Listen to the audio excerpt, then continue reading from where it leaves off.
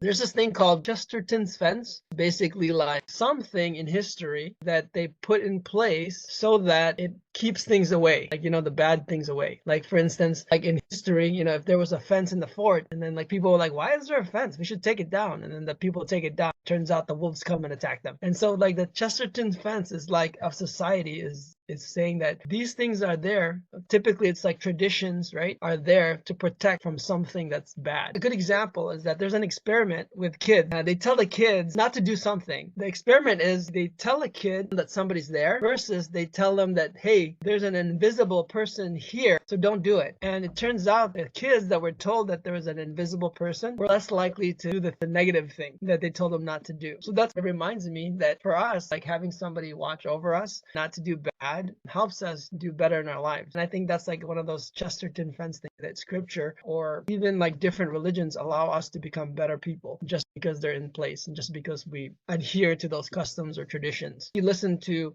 Jordan Peterson, and he says that irregardless if you're a Christian or not, you should just act as if you are, because at the end of your life, it's going to turn out that you're far ahead because you just did. So that's kind of like those Chesterton Fence things. You don't know what these traditions are, you don't know these values, but because you adhere to it, you're much better off in the long run without knowing.